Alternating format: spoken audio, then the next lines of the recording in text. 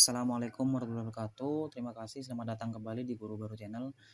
Pada video kali ini kita akan membahas suatu pembahasan soal yang bisa digunakan untuk tes teman-teman adik-adik SMA mungkin yang udah lulus kuliah.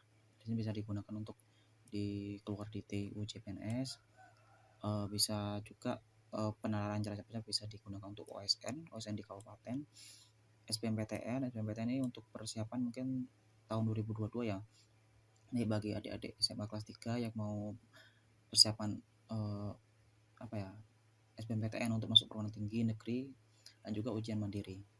Pada video kali ini kita akan membahas suatu persoalan hitung dasar cepat. Gimana sih hitung dasar cepat? Nah, juga hitung dasar cepat di sini memiliki suatu rumus dasar yang akan digunakan. Mungkin kebanyakan teman-teman akan tahu. Tapi poinnya itu bukan di situ. Tapi poinnya itu gimana kita menyelesaikan soal itu dengan secepat mungkin. Karena suatu tes itu pasti diberikan waktu tertentu, jadi kita bisa memanfaatkan bagian materi hitung dasar cepat ini untuk menjadi poin emas. Jadi kita gunakan waktunya sesingkat mungkin untuk mengerjakannya, jadi sisa waktu yang banyak itu untuk mengerjakan soal-soal yang lain, seperti itu. Jadi poin emasnya di situ, teman-teman. Oke, kita lanjut ke soal yang pertama. Di sini suatu deret ya.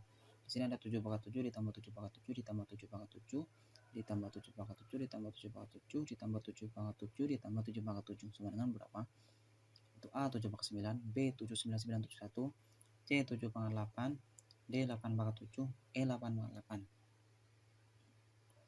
8. Jawabannya adalah C 7 pangkat 8. Oke, kita lihat pembahasannya ya. Di sini kita lihat ya, ada 7 pangkat 7, 7 pangkat 7, 7 pangkat 7, 7 pangkat 7, dan seterusnya. Nah, di sini kan ada suatu bilangan konstan yang ditambahkan dengan bilangan itu sendiri. Ini kan sama, identik ya. Berarti kan kita lihat suatu bilangan 7 pangkat 7 itu di sini simpan segini, teman-teman. 7 pangkat 7 itu ada berapa sih di sini?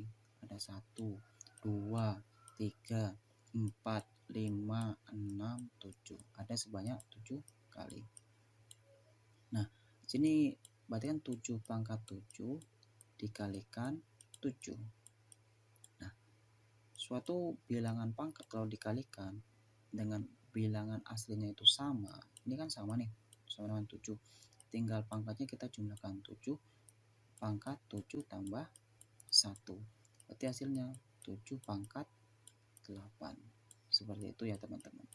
Jadi jawabannya seperti itu, 7 pangkat 8. Nah, itu cara cepatnya.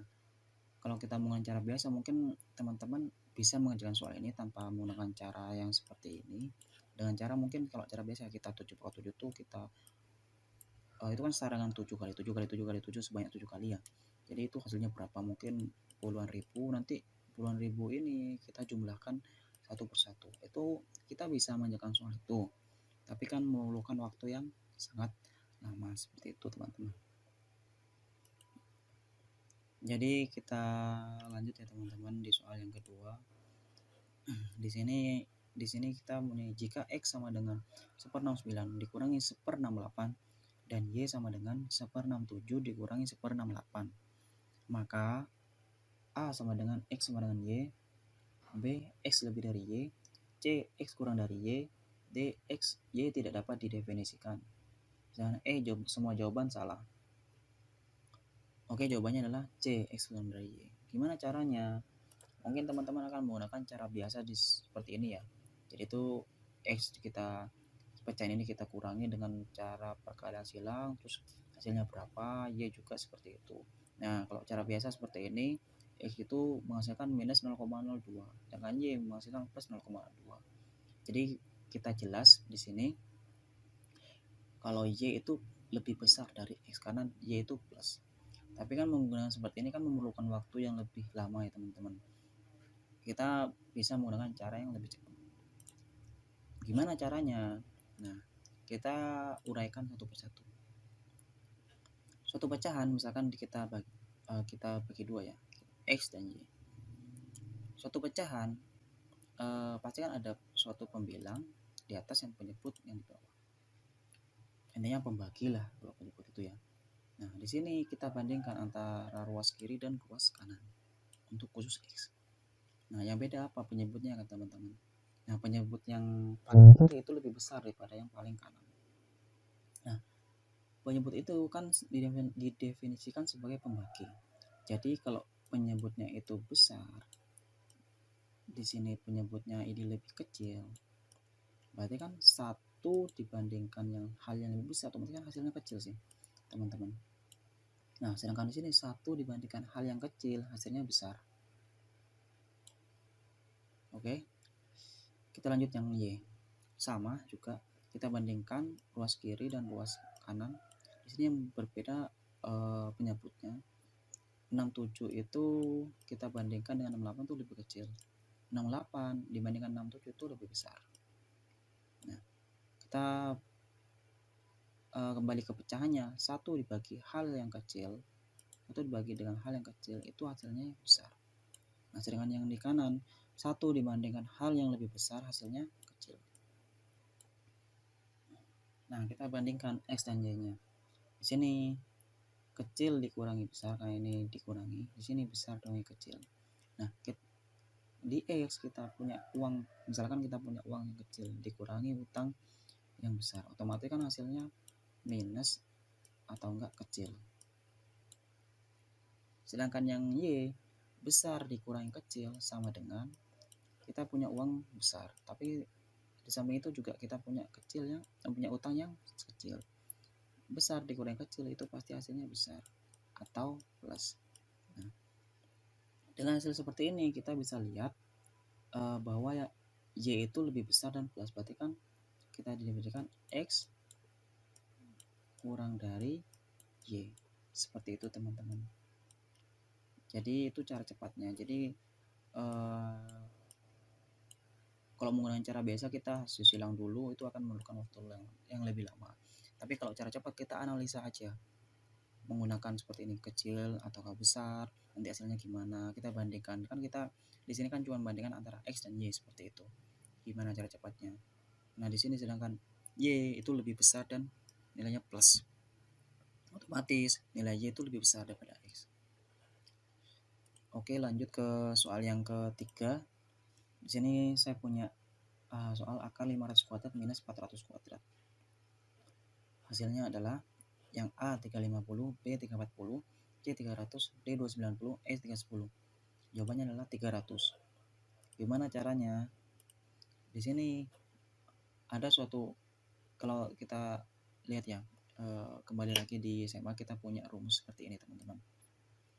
A kuadrat minus B kuadrat itu sama dengan A plus B dikalikan A minus B. Nah, di sini kan mirip ya formulanya ya dengan ini. Nah, kita langsung saja. Misalkan A nih, kita misalkan 500.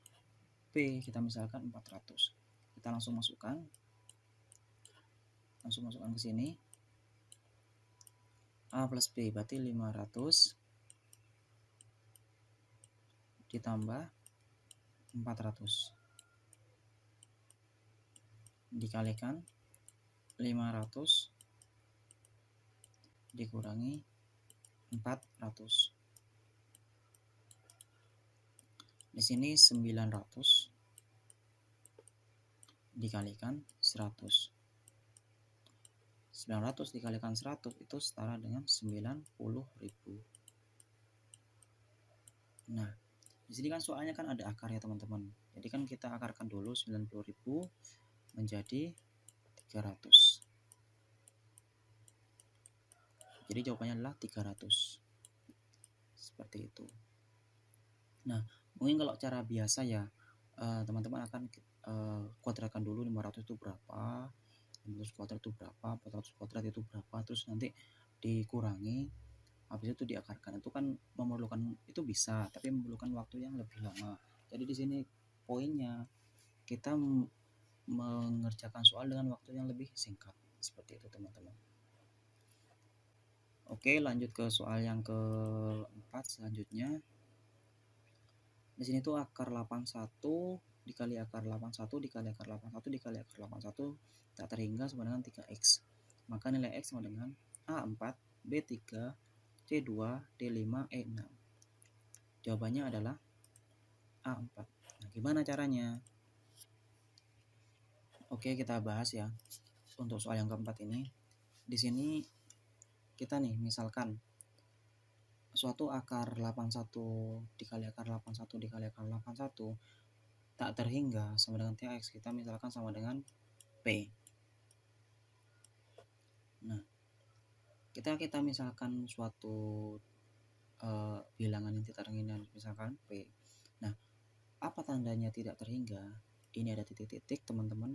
Jadi kita kalau misalkan ada kata tak terhingga, kita harus definisikan dulu, karena kita nggak mungkin untuk menjelaskan satu persatu, karena di sini ada tanda tidak terhingga seperti itu. Ketika suatu bilangan ini kita misalkan P, otomatis di sini yang didefinisikan tidak terhingga, otomatis kita definisikan ini juga sebagai P, karena kita tidak mengetahui tidak terhingga. Berarti kita definisikan P juga, karena sama seperti itu. Berarti kalau kita turunkan akar dari 81 ini definisikan kepada P dikali P sama dengan di sini turun P. Seperti itu teman-teman pemisalannya. Habis itu kita kuadratkan kedua ruas. Jadi 81P sama dengan P kuadrat. Nah, kita hilangkan kedua ruas P-nya. Berarti P sama dengan 81. Nah, yang kita cari X. Nah, di sini 3X sama dengan P. Berarti kan 3X sama dengan P. P-nya berapa? 81. Nah, 81 itu setara dengan 3 pangkat 4. Berarti di sini sudah sama. Bilangannya sama-sama 3. Berarti X sama dengan 4. Jawabannya A. 4. Oke, teman-teman, lanjut ke soal yang kelima. Di sini bilangan berikut yang akan habis dibagi dengan 9 adalah A sekian sekian sekian, B sekian sekian, C sekian sekian sekian, D sekian sekian, E dan sekian. Di sini ketika jawabannya adalah kita jawabannya dulu ya. Jawabannya adalah D.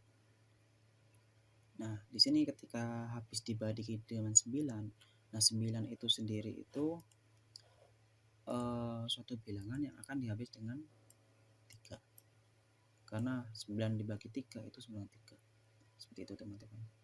Nah, syaratnya gimana? Berarti kalau syarat bilangan suatu bilangan habis dibagi dengan 9 itu syaratnya itu jumlah angka-angka yang ada bilangan itu juga habis dibagi 3. Apa sih yang dimaksud kayak gitu? Nah, jadi kita lihat ya. Saya pindahkan jawabannya dari A, B, C, D, E. Di sini tadi kan syaratnya kan kita tulis ya lagi di sini habis dibagi 3. Nah, gimana penjumlahan angka-angka tersebut? Nah, jadi teman-teman dari A sampai E kita ruas paling kiri ini itu punya bilangan yang sama, itu 111. Maksudnya jumlah angka-angka itu seperti ini teman, 1 ditambah 1 ditambah 1 itu kan 3. 3 dibagi 3 habis tidak? Habis, itu 1 sama dengan 1 kan ya, 3 bagi 3 ya. Nah, di sini semuanya sama, berarti ini habis dibagi 3. Selanjutnya di ruas yang tengah. Nah, di sini kita analisa satu persatu. Dari A, 1 tambah 1 tambah 1, oke masuk. Yang B tidak masuk, C tidak masuk karena 1 tambah 1 tambah 0 kan 2. Yang D masuk, yang E masuk. berarti kan A, D, E yang ruas tengah. Berarti kan jawaban B dan C itu sudah salah. Kita lihat yang ruas yang ketiga. Nah, ruas yang ketiga di situ yang A, kita lihat 110 itu 2, tidak habis. Yang B, C udah salah, yang D 102 itu 3 habis. Yang 103 tidak habis. Berarti jawabannya adalah D. Nah, kita lihat, jadi intinya teman-teman kuncinya jumlah angka-angka yang di sini, jumlah angka-angka yang di sini, jumlah angka-angka yang di sini itu habis dibagi 3. Seperti itu. Jadi jawabannya adalah D. Oke, sekian video pada kali ini, semoga bermanfaat. Mungkin ini bisa bermanfaat untuk teman-teman yang akan mengikuti SBMPTN, OSN, mungkin tes CPNS tahun depan seperti itu. Jadi semoga bermanfaat. Kita di sini tuh fokusnya cara cepatnya seperti itu. Kalau kita lihat contoh yang terakhir ya, kalau kita pakai cara biasa mungkin kita kalau ada alat bantu kalkulator bisa kita bagi ya, langsung bagi 99 satu persatu dari A sampai E, tapi itu kan tidak mungkin karena kan kita membutuhkan waktu yang cepat karena ada keterbatasan waktu untuk pengerjaan soal. Jadi cara cepatnya seperti itu.